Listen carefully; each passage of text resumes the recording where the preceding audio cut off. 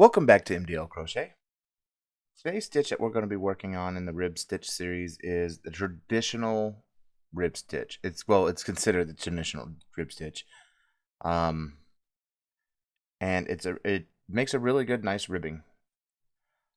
But remember, if you can like and subscribe these videos, it'd be greatly appreciated. But hey, let's get into making the rib stitch. So as I said, this could be considered the traditional rib stitch. It's the one that's mainly taught all over the place. The chain is done in 2+2s. It is 2 purl, 2 knit.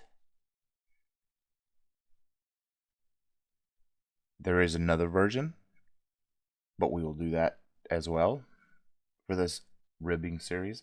But let's go ahead and pull up our loops in the back. I did a chain of 14.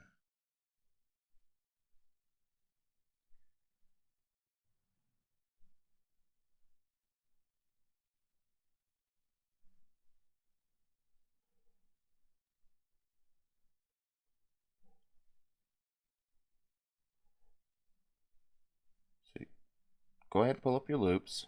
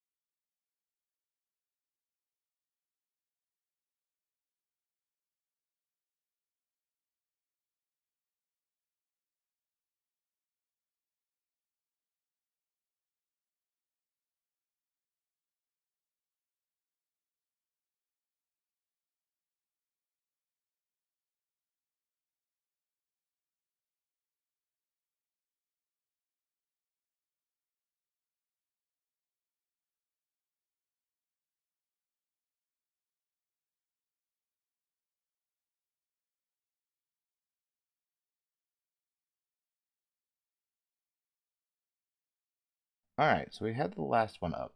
We're just going to do a normal return pass. So chain 1 and then pull through, yarn over and pull through 2 until all the way to the end till you only have 1 loop left on your hook.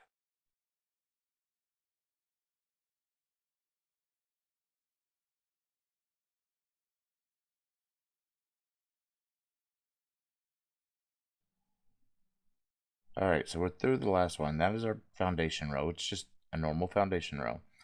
Now, if you don't know how to do a purl or a knit stitch, I'll be putting cards up here at the corner for you. But this is all this stitch is. So we're going to do 2 purls first.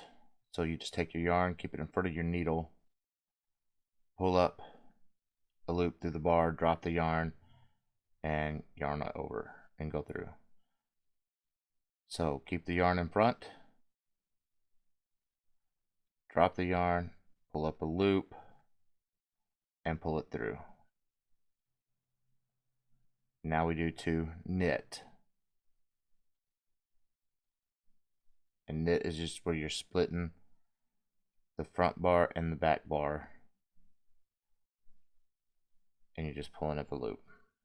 Now we do 2 purls.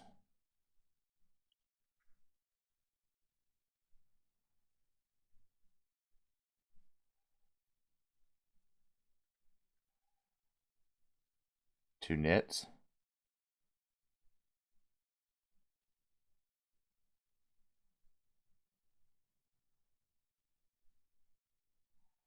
and 2 purls.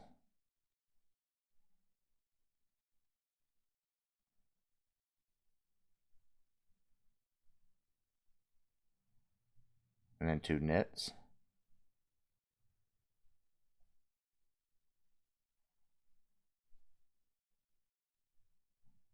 and then we're at the end, so just take your needle and drop it down to the row you just closed off, and your needle will, if you fold your work, your needle will slide right where it needs to be. Then pull up a loop. And that is really it. Now we're going to build on it. We're going to do a few rows together.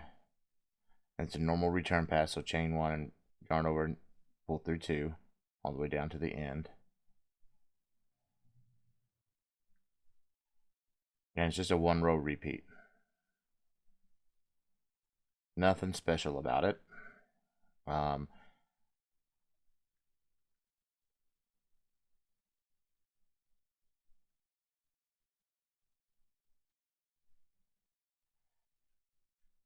You can start seeing it take effect. Now, the reason why I did this in the actual chain 2 plus 2 was just to give the full sequence. Now, when you're making something, you're not going to know if you're going to have an odd or even number on your cuff if you're measuring it for yourself.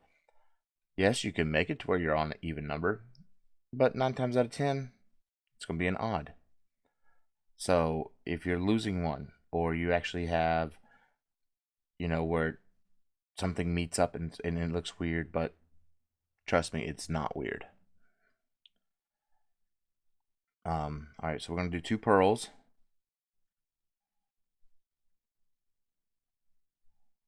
And then 2 knits.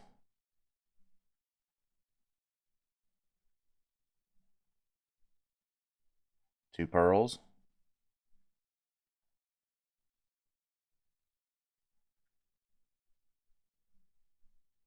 2 knits. 2 purls.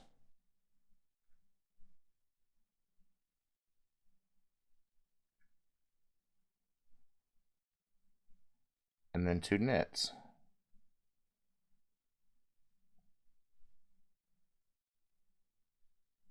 And then just drop your needle down to the row you just completed. Ooh, I slid right through that first bar. And then just fold your work. If my yarn will cooperate, there we go. And you'll go right through where you need to be. I'm using a lot thicker yarn than I normally would, mainly because I want these stitches to stand out. Plus I had just one skein ball of these colors that I had, and I've been trying to figure out something to do with them, and I got them in my Hobie lucky bags, so now I'm using them. All right, now it's starting to take shape. You can see the ribbing, it's starting to take shape. So another row,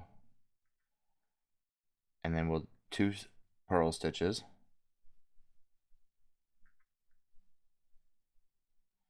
2 knit,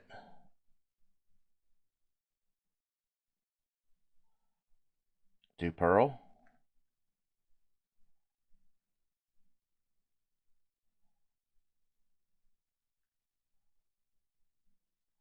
2 knit, 2 purl,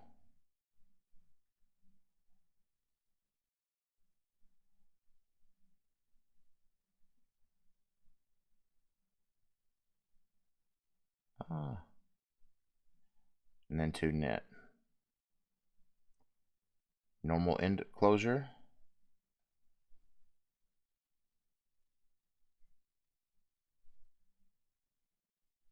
That felt weird for a second.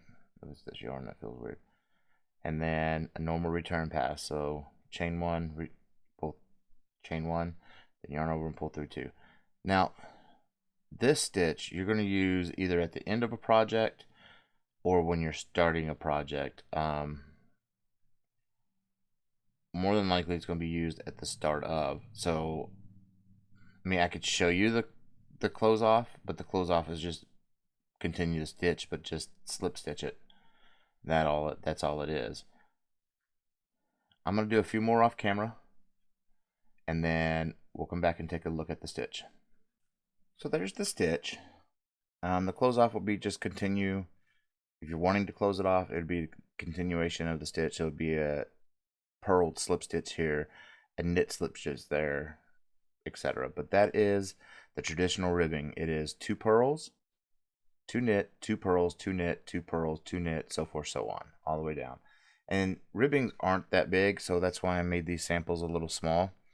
about the size, maybe a lot bigger than normal ribbing, but about the size of ribbing. And you can see it has some elasticity. Let me go ahead and do a cutoff and yarn over and pull through, tighten that up real quick. A little bit, not so much horizontal, but a decent amount vertical. But ribbing, unless you're doing an extended return pass, is not going to have a lot of elasticity to it. And then if you combine the extended return pass with any of the rib stitches I'm going to be teaching, you're going to get a really elasticity feel to the product. But that is the rib stitch. Remember, if you can like and subscribe to these videos, it'd be greatly appreciated. And leave me a comment. I'll chit chat with you. But as always, folks, keep stitching.